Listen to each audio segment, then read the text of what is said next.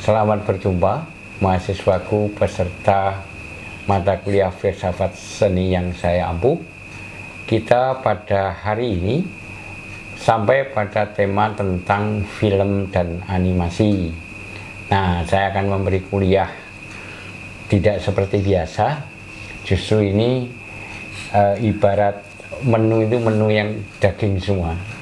Karena pada kesempatan hari ini saya memberi kuliah dengan melakukan podcast untuk wawancara dengan beberapa orang praktisi di bidang film dan animasi juga. Nah, ini ada Pak Sarjono atau Pak John yang punya konten Mas John, YouTube-nya juga udah banyak dikenal.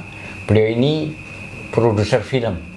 Beliau pernah mengerjakan film sinetron, film Kampanye Novel, dan juga film iklan. Ya kan? Luar biasa kan? Ini Pak John. Kemudian Pak Agus. Ini kita kenal, beliau sangat berpengalaman di bidang kameramen dan editor film. Profesi yang diwakili dua orang ini sangat penting, menjadi tiang dari produksi film dihasilkan. Nah, nanti dari sinilah kita akan mengorek apa sih film, paling enggak menjadi pengantar bagi Anda sekalian untuk mengenal dunia film dari pengamatan praktisi, bukan hanya teori.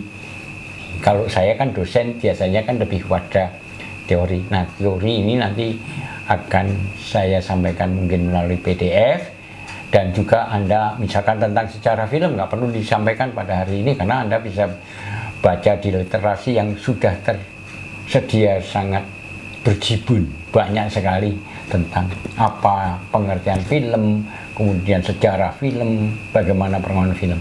Tetapi kita akan menekankan pada bagaimana sebuah film diproduksi atau animasi diproduksi. Nah, dari sanalah kita kalian akan mendapatkan suatu masukan yang sangat berharga.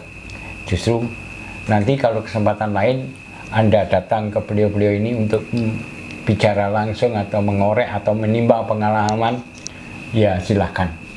Tapi paling tidak saya sudah memperkenalkan.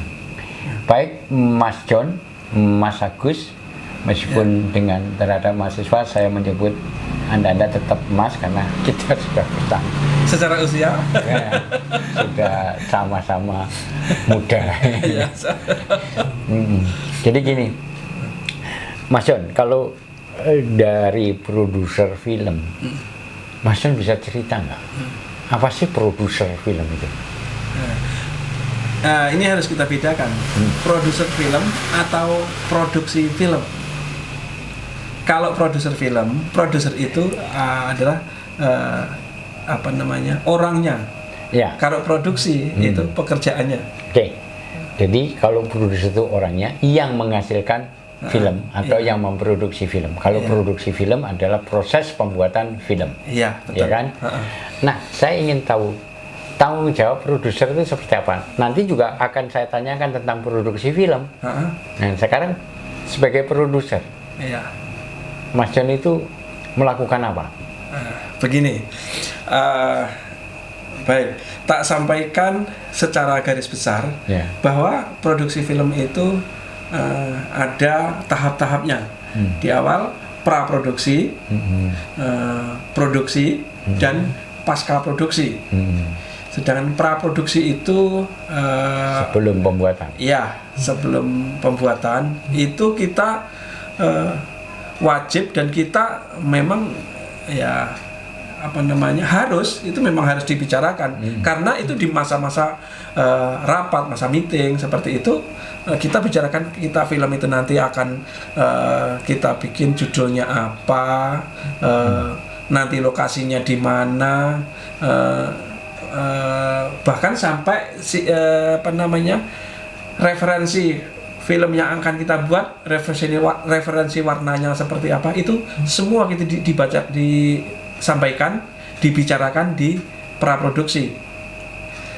Sampai mungkin ya refleksnya seorang produser sampai membicarakan budget produksinya. Nah, itu secara praproduksi. Kalau saat produksi itu karena praproduksinya itu sudah terbentuk, jadi kita tinggal menjalankan produksinya. Di saat menjalankan produksinya itu sebelumnya, misalkan 1 hari, 2 hari, sampai 1 minggu sebelum produksi itu kita udah sampaikan kru-krunya, udah kita calling yang berkompeten untuk misalkan kita bikin iklan yang dengan dengan referensi seperti ini atau iklan produk ini. Produser yang akan milih, timnya tim si A. Kalau misalkan produksi iklan yang anak-anak, timnya tim B, seperti itu. Karena biasanya orang film itu dengan sendirinya membentuk tim yang yang diprakarsai oleh sutradara. Nah, sutradara itu udah ada kameramen, udah ada semuanya kru di situ. Jadi timnya sutradara.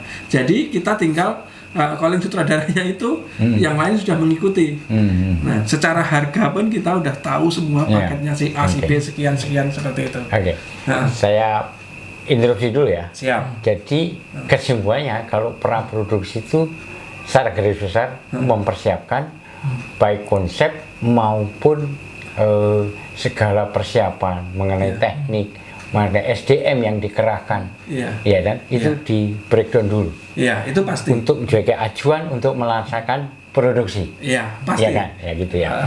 Terus lanjut Mas John, mungkin produksi tadi. Ya, saya ulang, praproduksi itu memang sebagai pondasi kita akan membuat produksi, manajemen produksi film. Dan saat produksi, setelah kru-krunya itu terpilih, kita juga ini sebelum hari H produksi ya Mas ya, itu kita tentukan lokasi, kita tentukan pemainnya. Itu bisa kita pilih. Sebenarnya itu bisa juga dibicarakan di saat praproduksi. Tapi di saat praproduksi tadi kan biasanya klien atau pemilik budget, pemilik yang yang memesan lah ya istilahnya. Yang memesan itu kan biasanya udah ada gimmick tersendiri, sudah ada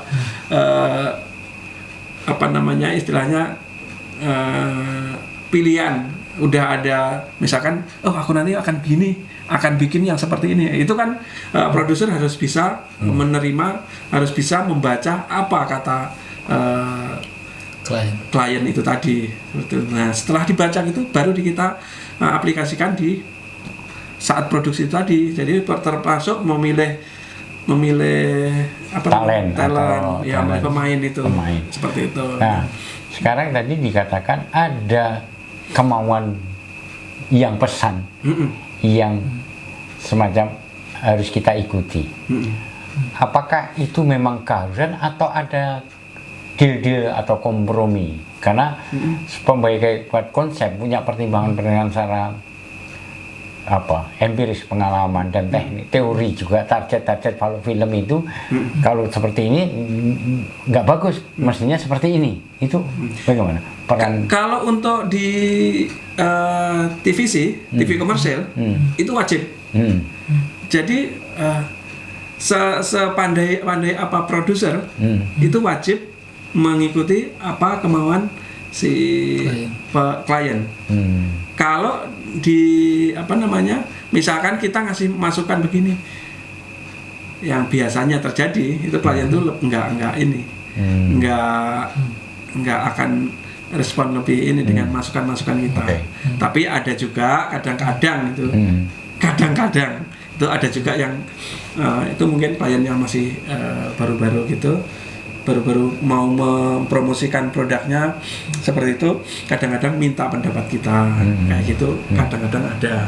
Tapi lebih banyak kemauan klien itu wajib kita ikuti, kita aplikasikan dengan baik secara konsep dan secara harga terutama itu refleksnya secara Oke, itu mungkin kepentingan pada manajemen ya kalau soal Iya. harga. Iya. Ada kompromi mungkin dan Iya. kita mungkin lebih mengikuti dia. Iya. Tapi kalau konsep konten misalnya isi atau artistik itu kan yang punya pengalaman bukan yang pesan, Mas.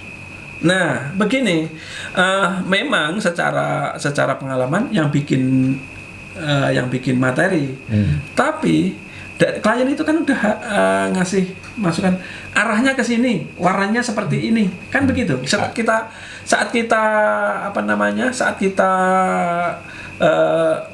di pasca produksi tadi, kita kan udah memberikan gambaran seperti apa gitu. Kita ngasih gambaran ke klien, kamu maunya seperti apa gitu.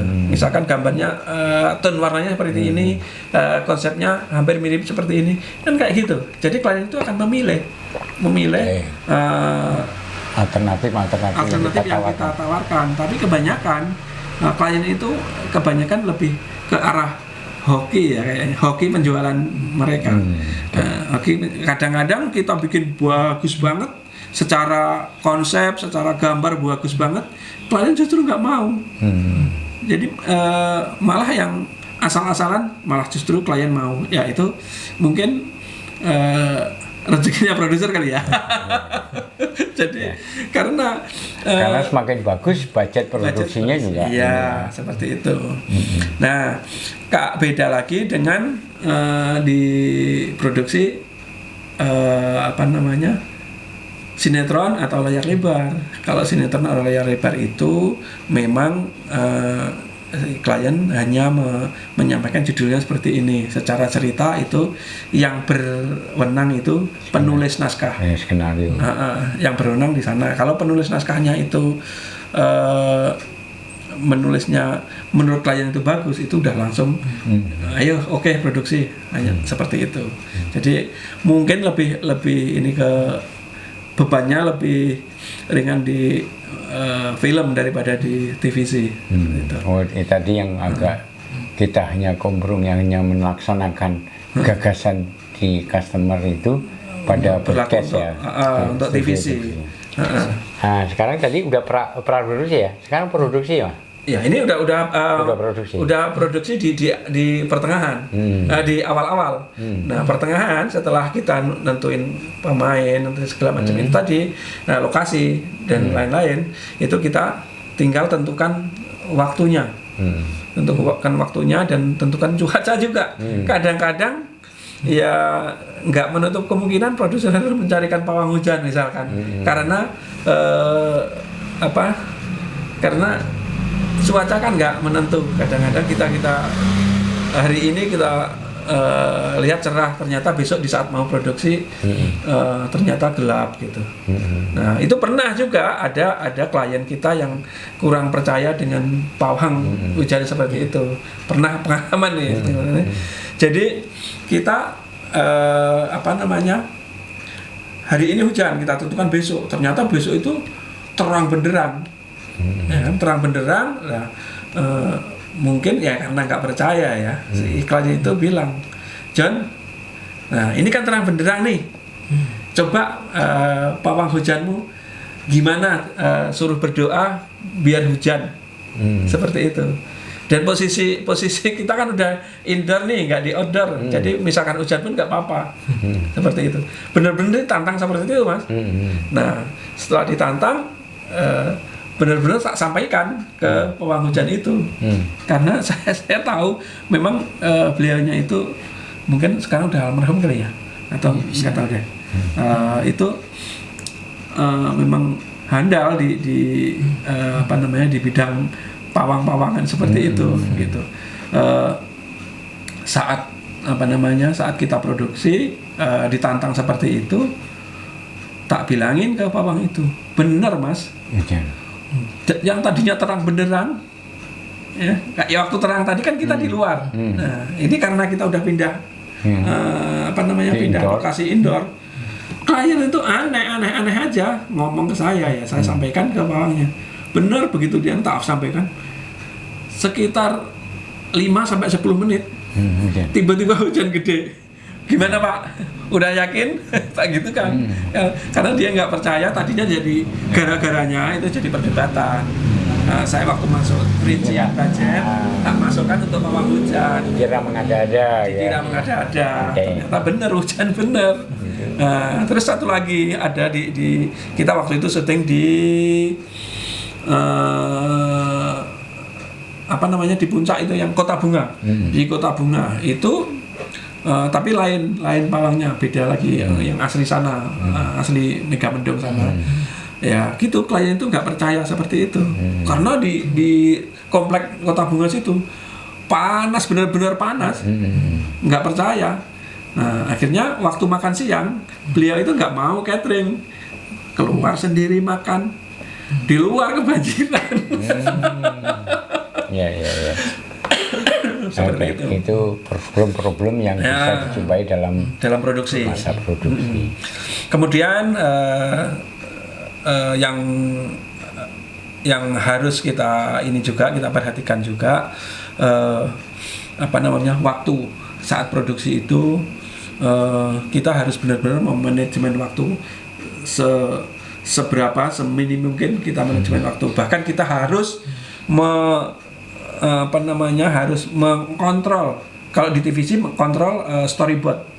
Ini produksi film itu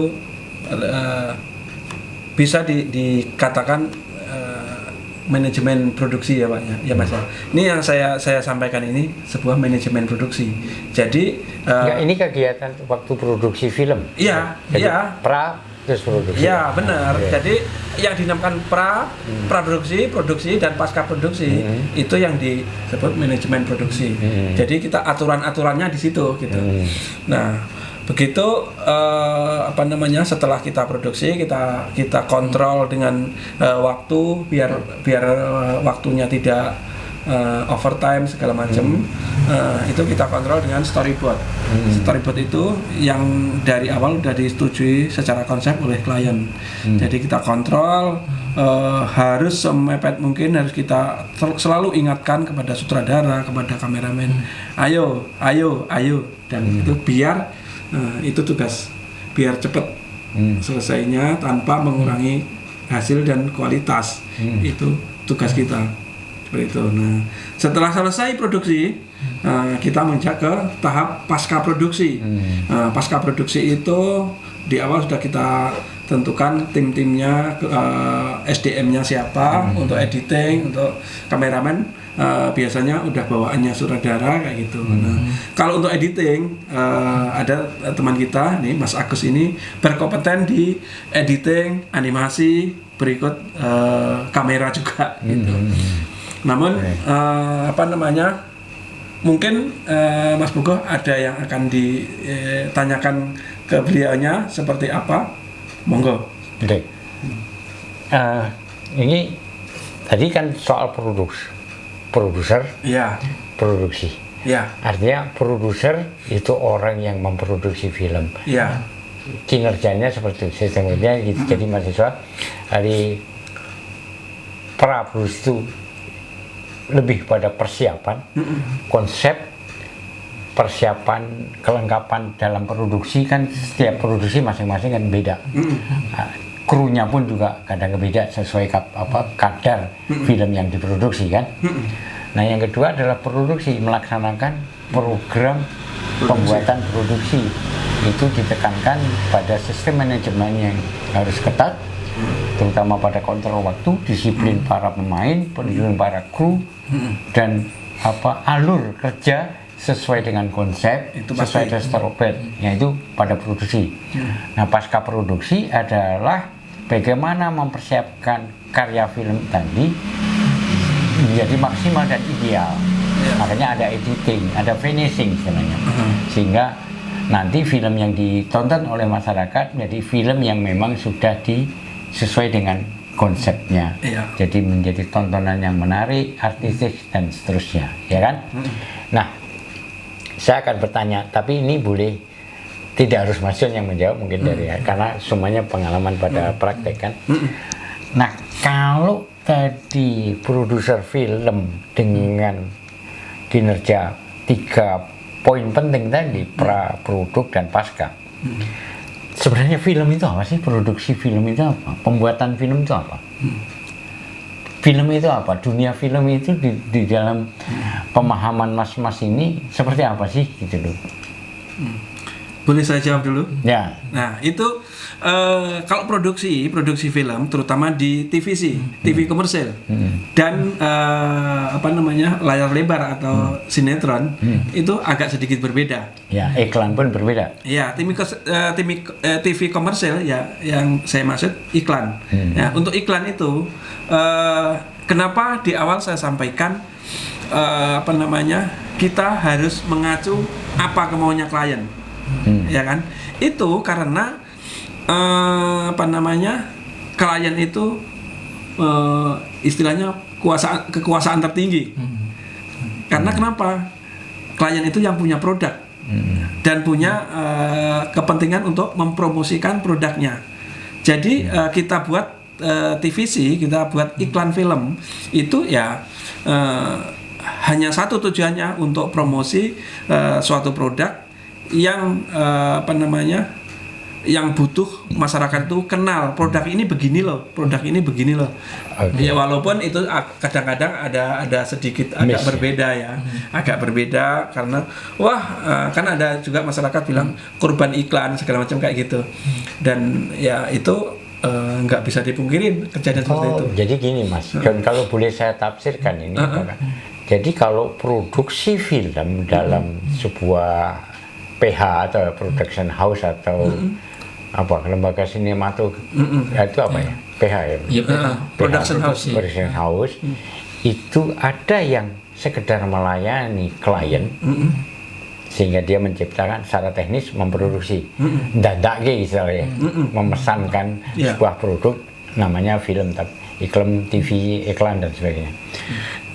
Artinya secara konseptual kalau saya mengajarkan mahasiswa itu kan karena kita desain komunikasi visual, kita melayani klien kan, artinya kita dipesankan tidak hanya bentuk produknya, fisiknya, tapi konsepnya, strateginya, kenapa ini kok pakai poster, ini pakai iklan koran, ini pakai televisi, itu kan kita konsep, menentukan segmentasinya segala, bentuk fontnya kalau itu desain grafis, ini kan tidak kemauan klien, tetapi bagaimana seorang desainer, agen dari sebuah produksi itu mempunyai suatu referensi atas dasar riset segala kan, riset kalayak, riset produk, riset kompetitor, riset media, riset segmentasi atau customer, itu kan artinya kita dalam disiplin orang desain komunikasi visual, kita justru menentukan, mengedukasi si klien, kamu strateginya seperti ini. Kalau nggak seperti ini, kamu nanti kelemahannya di sini. Artinya kalau saya baca, jadi sebelum ke Mas John sebagai PH, misalkan produser PH, klien juga punya konsultan di bidang bentuk film iklannya seperti apa, formanya seperti apa. Ya, memang ada, tapi tidak menutup kemungkinan, dan itu secara teori memang seperti itu. Tapi secara prakteknya, kebanyakan misalkan tadinya di awal waktu praproduksi kita sampaikan, nanti kita udah sampaikan referensi gambarnya seperti ini, referensi ceritanya seperti ini, kan udah oke itu beliaunya. Nah, setelah kita produksi kan itu referensi dengan produk yang lain. Nah, setelah kita produksi dengan produknya si klien itu, kita bikin secara referensi yang di ACC tadi, kita present. Ya, kita present itu klien nggak asal setuju gitu aja. Kalau dibuat begini gimana ya? Begini gimana? Waktu present. Iya, present. Nah, di saat present itu makanya PH membatasi. Jadi present itu maksimal 3 kali present. Present offline, present online, dan final present. Kita batasin gitu. Offline itu sebelum kita color grading, sebelum masih draft iklan, masih rough cut gitu, rough cut cerita itu offline. Nah, online itu udah setengah jadi. Nah, setengah jadi itu apa namanya, biasanya di saat setengah jadi itu mereka evaluasi. Mereka pasti banyak permintaan gini seperti itu. Ya. Jadi di prakteknya seperti itu ya. Iya, jadi apa namanya, di saat final pun kalau kita nggak batasin dari awal, di saat pasca produksi di saat praproduksi revisi 3 kali ya Pak, misalnya nggak kita batasi seperti itu, itu sampai tahun dal ya masih revisi terus seperti itu. Memang apapun yang kita pikirkan oleh seorang kreatif ya misalnya, itu kan tetap ada diskusi dengan klien, ya kan? Di situ ada deal, ada kompromi. Kendatipun kalau kliennya memang punya argumentasi yang sesuai dengan referensi kita bisa kompromi ya. Kalau enggak kan ini. Makanya kalau mereka sebelum ke PH itu punya konsultan sendiri, misalkan agensi periklanan. Ya kan? Ada. Sebelum kita ke tapi enggak semua. Dari klien itu ada yang PH tuh klien langsung klien gitu ada. Tapi ada juga dari klien itu ke agensi dulu. Ke agensi dulu baru ke PH. Itu yang milih PH itu agensi itu. Tapi semakin kesini klien itu pada tahu, terutama klien-klien saya ya Mas. Itu pada tahu, oh kalau saya langsung ke PH lebih harganya cuma segini, kalau ke agensi itu segini. Dan itu yang terjadi di televisi. Saya waktu mendengarkan seminar teman-teman pasca itu kan gitu. Jadi TV itu sudah tidak melalui agensi. Karena mereka sudah selain penayang ya kan, menayangkan sudah berperan sebagai agensi konsultan sampai produksi gitu loh. Sehingga shortcut artinya makanya agensi periklanan kadang-kadang ngelaporkan karena udah pasti cari yang murah. Ibaratnya gini, kita grafis desain iklan, mestinya kan lewat agensi ya, karena dia di situ akan dapat konsep yang sangat ideal, mulai dari strateginya, bla bla blanya. Tapi itu kan mahal, billing budgetnya kan tinggi sekali. Nah, mereka tiba-tiba datang ke percetakan digital printing, pakai desainer setempat, lebih murah, meskipun kualitas komunikasinya terutama dan artistiknya jauh dari orang yang agensi kan. Tapi itu dilakukan karena sekarang ini ya memang dunia pragmatis. Tapi inilah dunia lapangan mahasiswa. Jadi ya pintar-pintar kita meyakinkan pada klien dan kita juga taktis supaya kita juga tidak bangkrut tiba-tiba di-cut yang repot udah kalau produksi. Kalau di-cut di awal sebelum transaksi nggak apa-apa kan? Kalau kita udah praproduksi tadi udah selesai, kalau klien mau cut kita berhak karena kita udah bekerja kan. Cancellation fee. Ada cancellation. Di desain itu kalau nggak setuju tetap ada harganya Mas. Kan tadi di iklan pun juga mulai bridging ya kan. Dari creative house itu bridging dari present ya mempresentasikan gitu kan. Tetap ada kritik evaluasi kan. Nah, ketika ditolak itu ada design fee canceling fee design ada. Kalau enggak kan kita kerja jadi mahasiswa juga harus punya pemahaman itu. Kita punya bargaining position dalam bisnis ya kan. Oke, baik. Kembali ke materi bahwa tadi produksi di Maduka. Nah, pertanyaannya adalah film. Mas, ada gini, saya luruskan kembali. Ya walaupun secara kenyataan seperti itu, tapi juga masih ada juga bukan berarti mematikan profesi agensi ya, bukan mematikan profesi agensi yang membesarkan budget seperti itu. Tapi masih ada juga klien yang masih percaya dengan konsep-konsep dari agensi. Jadi nanti konsep dari agensi itu agensi yang komunikasi dengan PH. Jadi PH itu lebih TikTok dari agensi itu. Jadi sebenarnya PH lebih ringan kalau ada agensi karena kenapa?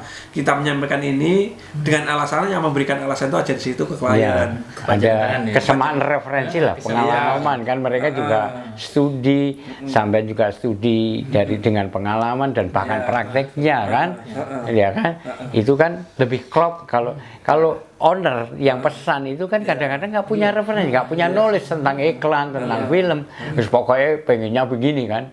Nah, kalau ada mediator, artinya agensi tadi kan dengan tanggung jawab intelektualnya kan, agensi kan memang profesional dengan berbagai risetnya kan, sehingga ya saya setuju kerja ideal adalah PH Creative House, ya kan, ada agensi, klien, sehingga ketika klien temu nggak ada ngawur, ini ada filternya kan, gitu. Tapi secara budget PH juga berpikir juga.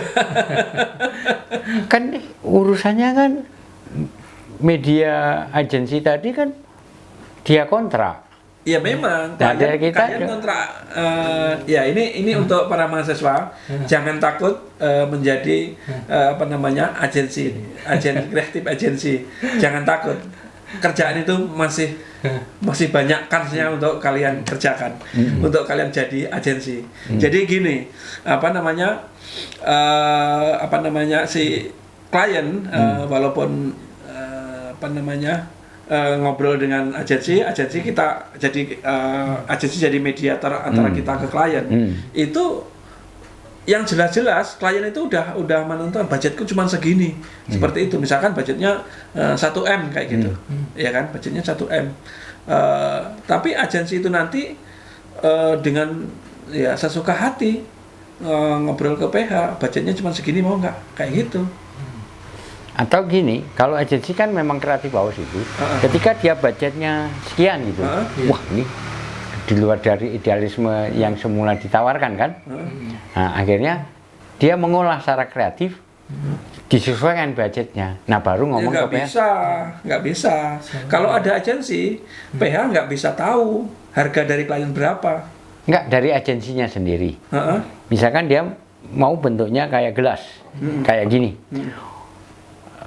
Tapi si Creative House tadi, oh enggak, ini yang paling tepat bentuknya agak bulat.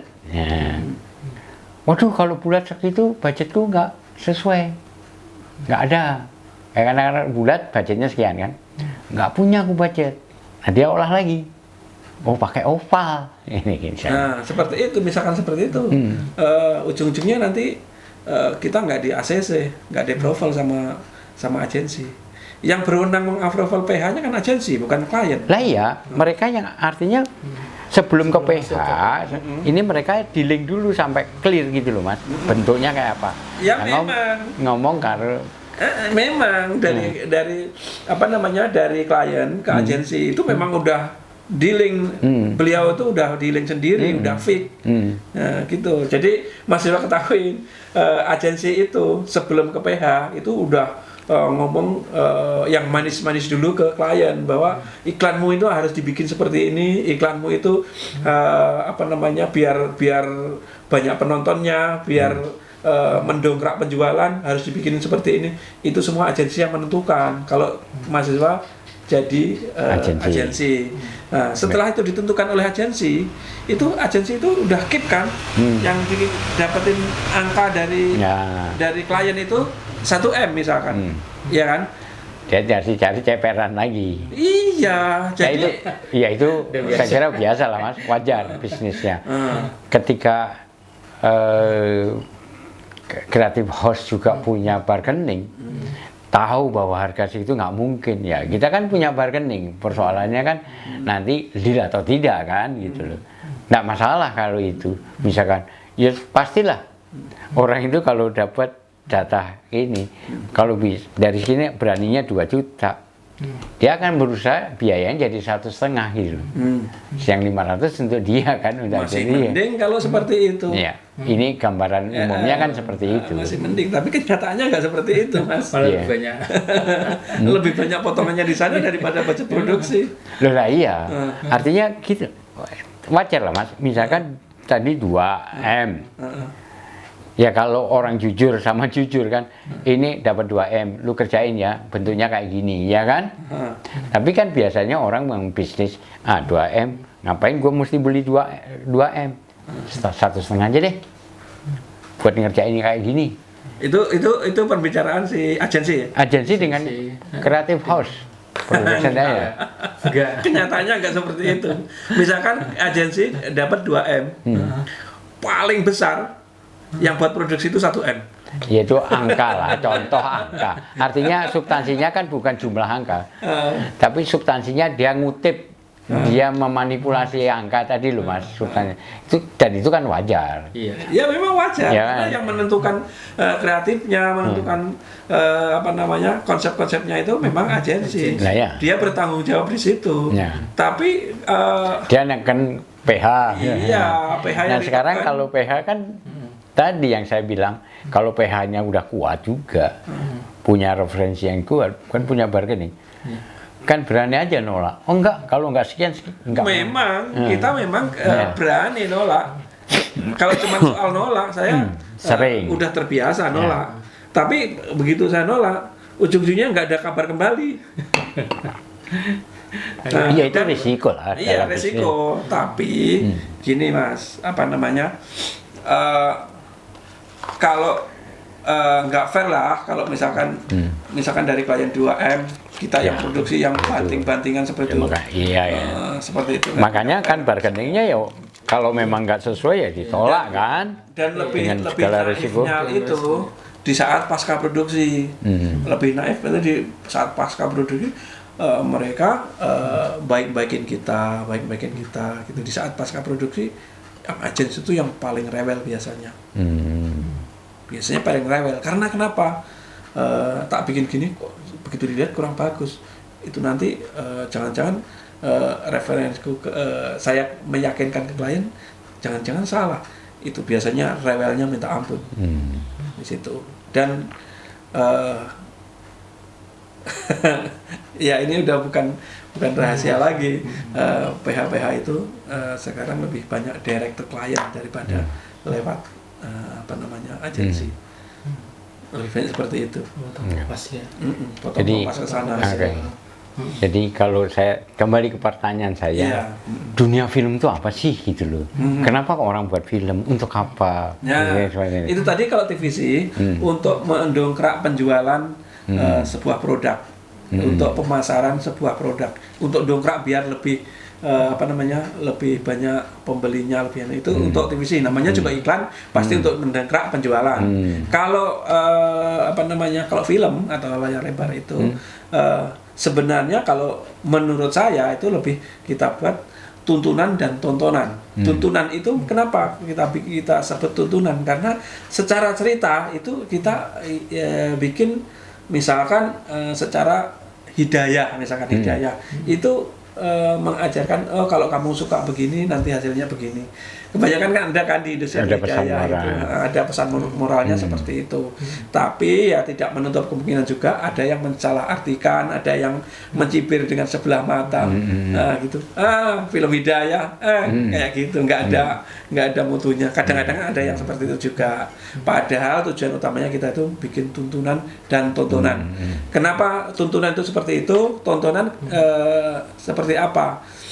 Tontonan ya sebagai hiburan aja, sebagai hiburan di saat kita pulang kerja di sore-sore sambil duduk nyopot sepatu nyetel TV. Ininya seperti itu ya, buat ini aja. Kalau buat yang di rumah ya kebanyakan ibu-ibu, kebanyakan ini yang seharian penat di rumah, tontonannya seperti itu. Iya. Kebanyakan seperti itu gitu. Jadi kalau kita simpulkan mahasiswa dari keterangan Pak John tadi, bahwasanya film itu kalau dari perspektif kita desain komunikasi visual, perspektif Anda sebagai mahasiswa desain komunikasi visual, film itu adalah media untuk menyampaikan pesan secara audio, motion, visual. Audio ada suaranya, motion ada geraknya, visual bisa dilihat secara netral, ya kan? Nah, fungsinya adalah apa? Untuk menyampaikan pesan tadi, pesan secara suara, gerak, dan bisa dilihat. Nah, yang disuarakan pesannya bentuknya cerita. Makanya ada cerita ya, ada skenario, ada suatu keperistiwaan di sana. Nah, peristiwa itu nanti kalau film lebar ya biasanya kejadian perjalanan manusia kayak novel dan sebagainya kan, ada perubahan nasib, ada ini.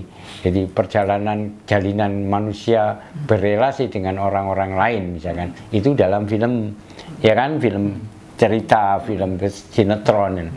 Nah, film pun bisa dibuat iklan. Iklan juga audio visual motion kan. Itu juga ada cerita. Cerita itu mimesis. Film besar pun, sinetron, iklan itu mimesis, artinya tiruan dari peristiwa keseharian.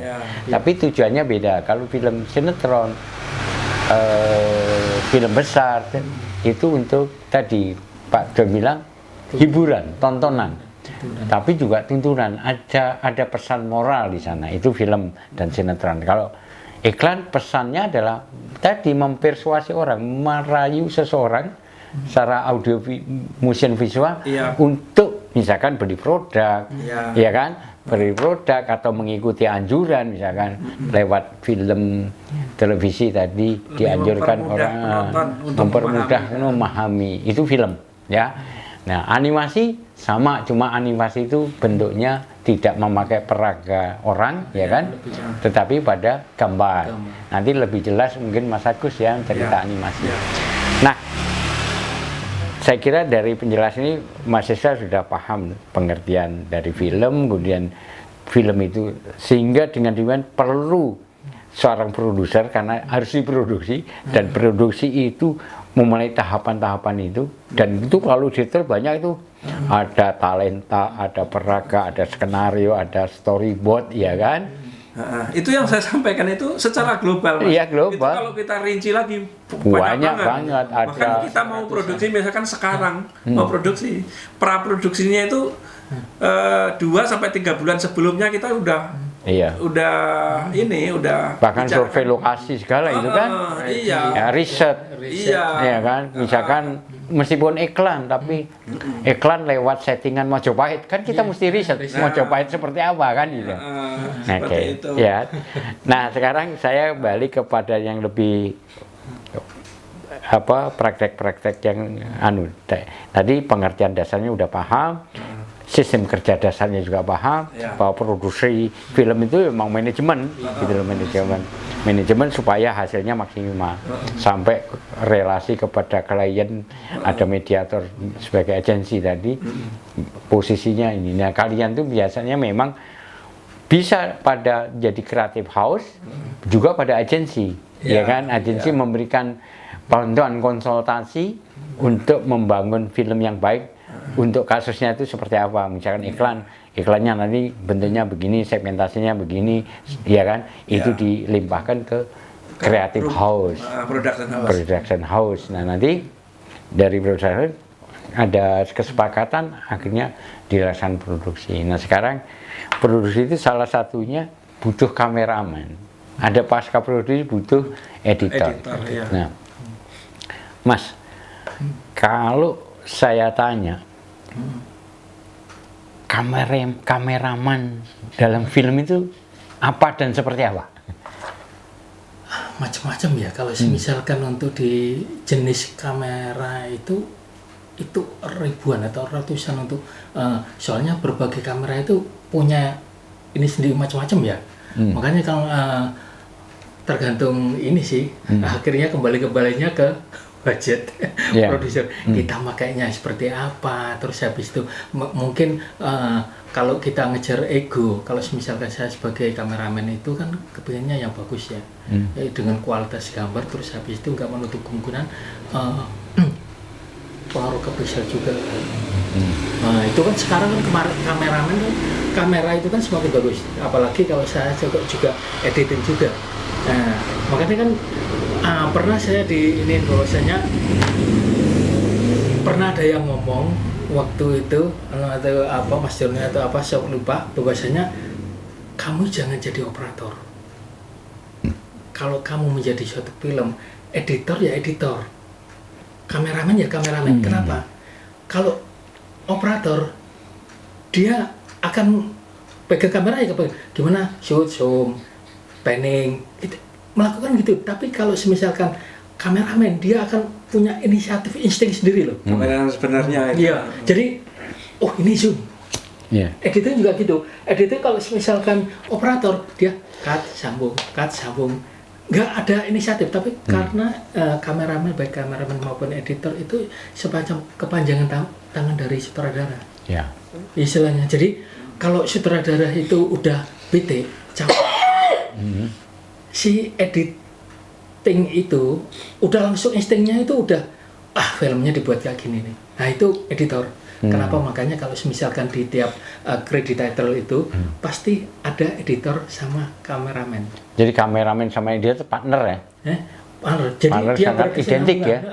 Soalnya itu tadi dia nggak lepas dari sutradara, yang dimana sutradara punya taste, dimana ada psikologis warna. Kalau misalkan ini ikan hemapiton, nah itu insting si editing udah baca tuh di sutradara. Oh, ini psikologis warnanya untuk hemapiton itu warnanya kayak ini. Estragus warnanya kita nggak program ya.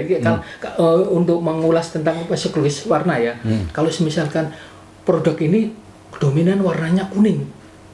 Karena apa? Wah itu tone dari awal sampai akhir itu warnanya nuansanya kuning sesuai dengan produknya tersebut. Jadi kalau saya simpulkan dari penjelasan Mas Agus sebagai kameramen itu harus bisa membaca kemauan sutradara, di mana sutradara membaca kemauan skenario dengan dramaturginya tadi. Dramaturgi yang saya maksudkan adalah bagaimana sebuah cerita itu mempunyai daya tarik, punya sensasi, ya pokoknya menjadi sesuatu yang artistik segala kan, yang indah bisa sampai gampang dipahami tadi. Itu harus terwujud dari kemauan skenario, dibaca oleh sutradara mengarahkan kepada talent, peraga, dan juga kameramen. Sehingga kameramen itu kan seperti fotografi juga. Satu scene itu punya makna, ada komposisinya, ada dinamika warna dan sebagainya, lightingnya dari mana, itu kan dipegang oleh kameramen. Supaya itu benar-benar gambar yang dihasilkan oleh scene to scene, ya, layar demi layar, itu sesuai dengan pikiran kameraman di dalam membaca skenario, kan begitu? Yang baca skenario itu bukan kameramen, Pak. Yang baca skenario itu sutradara. Lah ya, tadi saya sudah katakan itu hanya sekilas saja. Iya, tadi yang saya katakan yang membaca itu skenario itu dibaca oleh sutradara. Sutradara kemudian mendelegasikan pada kameramen. Maunya cerita seperti ini. Kamu wujudkan dalam gambar seperti apa, kan gitu. Itu daerah kali komunikasi intens kan. Sehingga tadi kameramen membaca sutradara membaca skenario kan, naskah. Sehingga terjadilah gambar yang memang menyampaikan pesan secara indah, menarik, interesting, ya kan, penuh daya pikat, sehingga pesannya cepat sampai. Itu tugas kameraman. Jadi sudah harus tanggung jawab artistik. Artis itu secara simbolik sebagai tanda simbol itu nyampe sesuai pesannya. Nah sekarang lanjut Mas ke editor. Editor tadi finishing kan. Jadi memperbaiki kameraman yang ibaratnya belum matang betul gitu lah, masih 75% matang, diolah di editor atau proses editing itu ada yang dipotong, mungkin ada ditambahi, ada warnanya dimainin, istilahnya color grade. Makanya kan kalau misalkan bagi saya sendiri sih editing tuh kayak sutradara sama kameramen itu ngasihin bongkahan batu mulia gitu. Dia si sutradara baru ini loh, tak kasihin batu mulia. Kita sebagai editing itu berpikir kreatif tuh. Oh, ini batu mulia kita buat apa? Kita buat cincin kayak kita buat. Itu satu expertnya di editing atau pengalaman itu tergantung dari berapa panjang dia mengedit sesuatu. Dia akan mengerti, oh iya, ini maunya sutradara kayak gini nih. Kita buat ini cincin yang bermata biru, terus kita olah lagi semacam, wah itu kreasi editing tuh. Nah itu biasanya saya menjadi draft. Biasanya pada waktu syuting itu kan biasanya minta draftnya tuh sebelum masuk ke draft kasar masih gambar syuting masuk potong-potongan cut itu sebagai bentuk dasar editing. Habis itu nanti masuk ke yang Pak Sarjono tadi lihat ya, isu offline. Offline tuh masih kasar. Jadi masih kasih musik itu masih belum perfect banget. Nah, itu nanti kan ini kasih efek ini, ya langsung nanti terakhir ke online. Oh, jadi editing tidak hanya gambar ya, pengisian suara, dubbing dan sebagainya. Iya, itu tapi nanti ada kalau ada budgetnya Pak Sutradara ngasih, ini kita minta budget untuk sulit suara atau orkestra atau apa itu, wah ini produser ini. Ada jingle segala. Kita kemauan saudara, wah ini musiknya dikasih musik orkestra kayak gini nih, pelantun penyanyinya kan ada backsound tuh, wah ini penyanyian Niji nih buat musiknya keren nih. Nah, itu tergantung produsernya budgetnya berapa. Tadi menarik ya, analogi atau metafor perumpamaan bongkahan batu mulia yang sudah digarap oleh sutradara dan kameramen diserahkan kepada editor untuk memoles itu.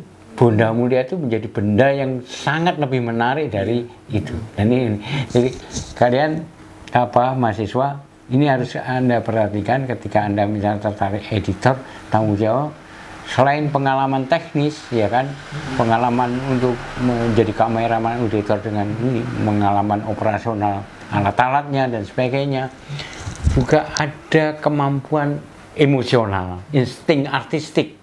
Ini pengalaman estetika ini memang kuat.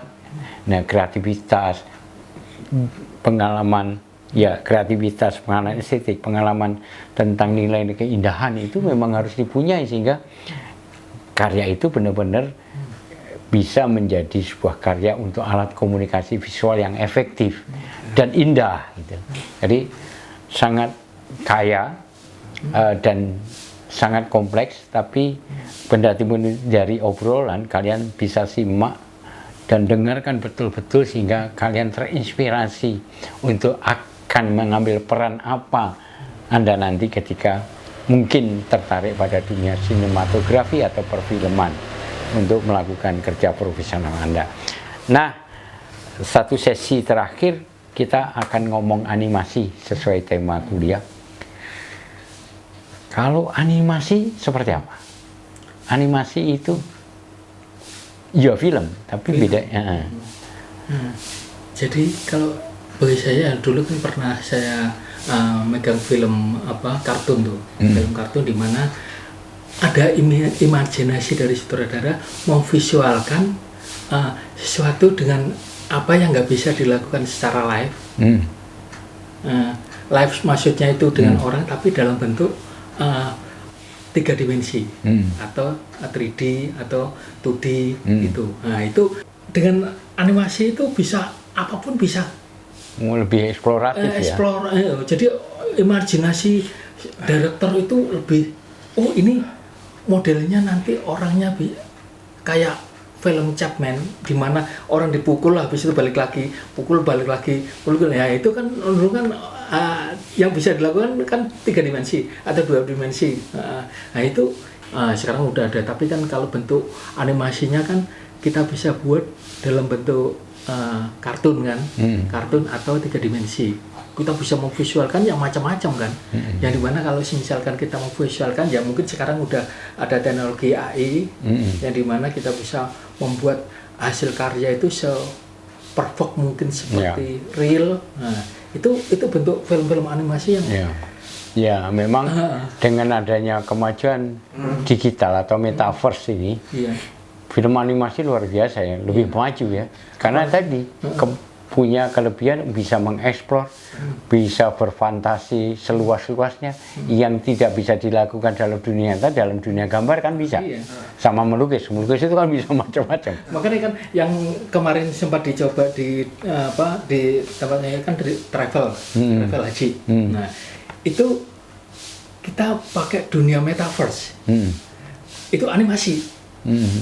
Jadi orang pakai kacamata view vendor yang dimana buat kacamata apa tuh yang games itu ya. Nah itu dengan situ dia seakan-akan umroh hadir di depan Ka'bah persis, dan dia tawaf itu. Jadi seakan-akan dia udah dekat, ikut terlibat, interaktif ya. Itu animasi loh, itu animasi seakan-akan Ka'bah itu udah di depan kita, kita juga udah bisa megangnya, dan itu tadi imajinasi sekarang bisa kita visualkan secara langsung dengan dunia metaverse itu. Sekarang animasi udah makanya kalau berkembang. Walt Disney luar biasa sekarang ya. Dulu itu padahal dengan gambar manual yang diulang-ulang ya. Untuk menggerak gini gambarnya bisa berurutan terus baru di apa? Di ini kan. Itu. Kita dulu kan kita buat 2 dimensi, kita buat satu gambar 1 detik itu 25 gambar untuk kita tangan itu. Jadi 1 detik 25 gambar. Berarti 2 detik 50 gambar. Berarti itu kita gambar manual loh. Orang mukul 1 detik itu. Sedangkan kita butuh waktu 60 menit. Nah, 60 menit berapa detik untuk dan berapa ratus gambar ya kan. Oke. Kalau yang manual tadi pakai kamera. Yang manual. Animasi kamera. Animasi manual tadi supaya jadi gambar hidup pakai kamera. Pakai kalau waktu dulu belum ada teknologi di mana sekarang kan udah ada per frame itu bisa kita langsung pakai Wacom. Dulu kan kita pakai manual ya. Nah, itu istilahnya kan 1 per 1.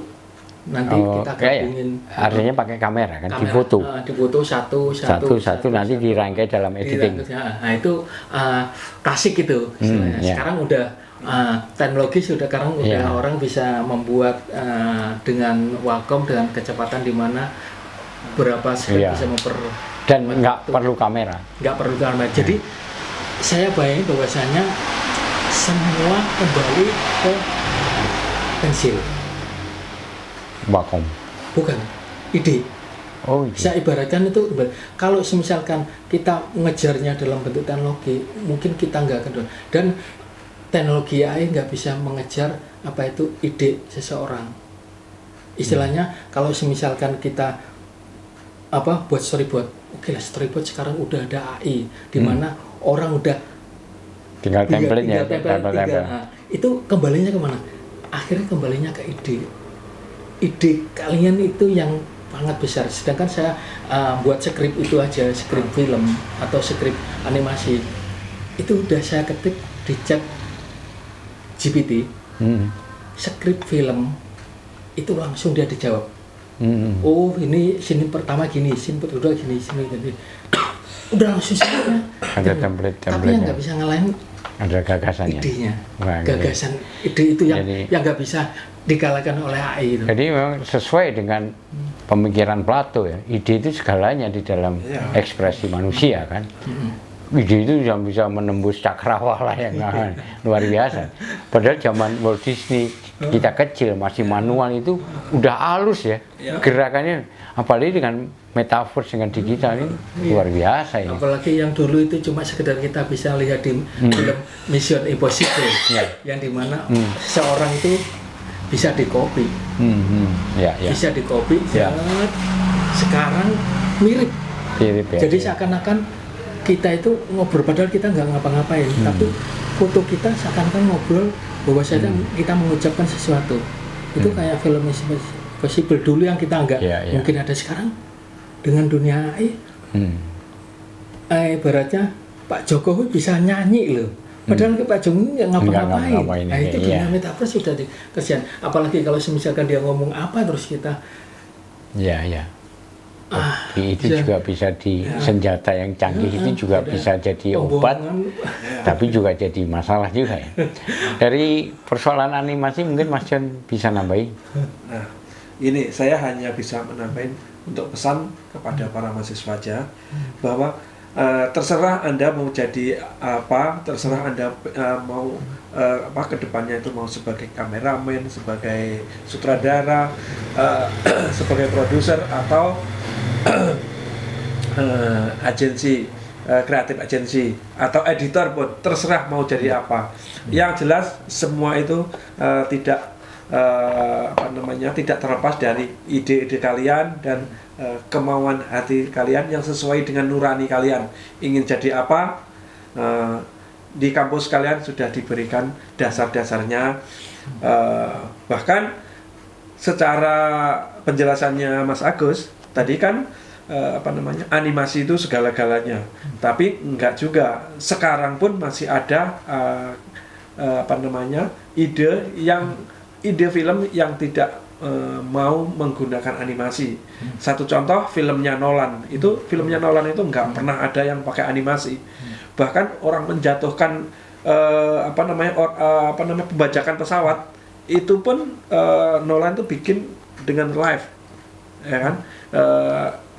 Misalkan ini pesawat digantung, pesawat yang sudah mati digantung. Nah itu pembajakan itu orang dari pesawat yang ngangkat pesawat digantung itu turun jatuh ke pesawat yang enggak itu, yang pesawat mati itu. Akhirnya di situ terjadi pembajakan seperti itu. Terus satu lagi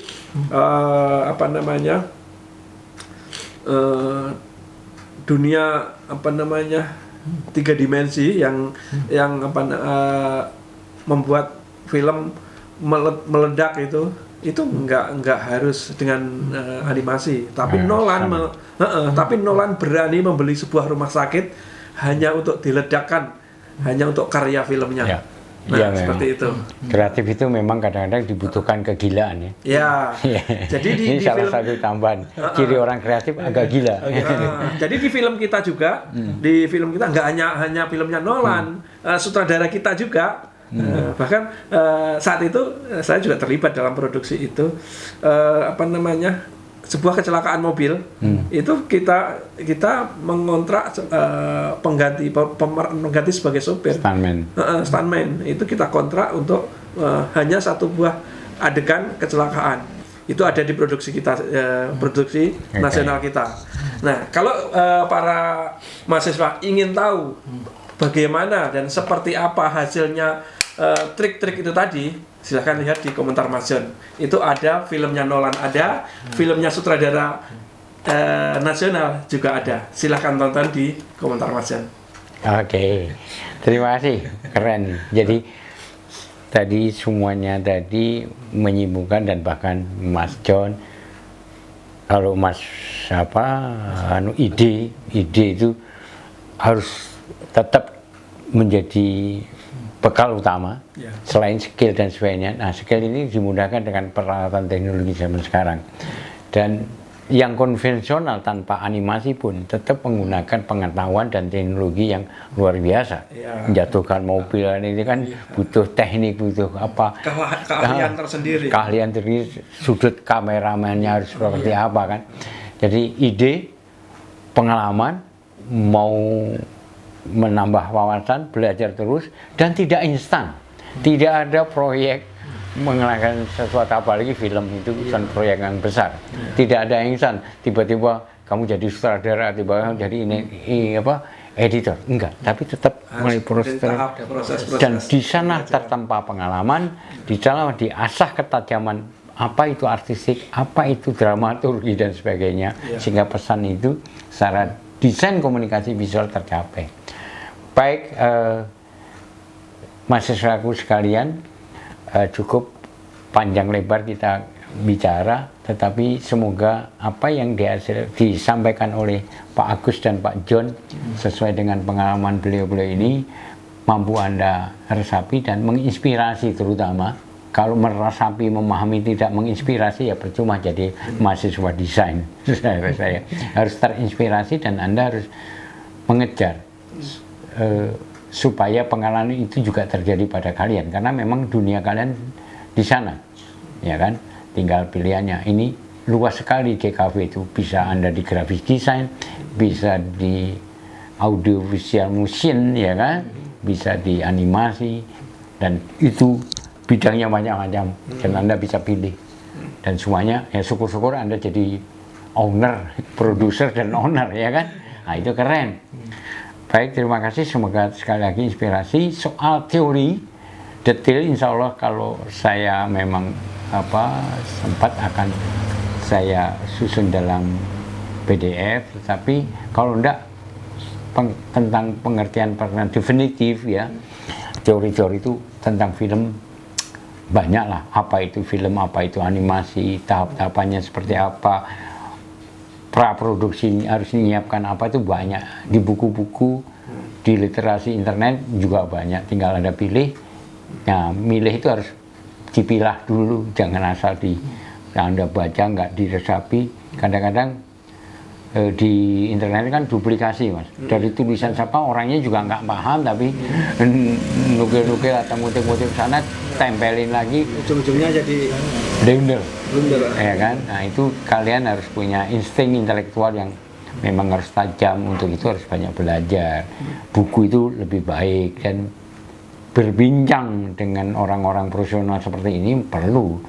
Makanya orang itu harus serius. Saya mengadakan podcast ini karena keseriusan saya menjadi dosen, ingin membagi pengalaman. Kalau saya suruh datang ke orang-orang, belum tentu Anda berangkat. Kalau ini kan saya wakili, saya beri sarana untuk Anda mendengar dari orang-orang praktisi. Mendengar teori itu tidak mungkin Anda menjadi sesuatu. Pengalaman dari orang lain adalah guru besar juga, gitu kan. Oke, terima kasih, semoga bermanfaat, dan moga-moga Anda siap jadi orang yang profesional seperti beliau-beliau. Amin. Terima kasih. Assalamualaikum warahmatullahi wabarakatuh. Waalaikumsalam warahmatullahi wabarakatuh. Terima kasih Pak John, terima kasih. Mas Pak Agus. Semoga mereka terinspirasi. Amin. Amin.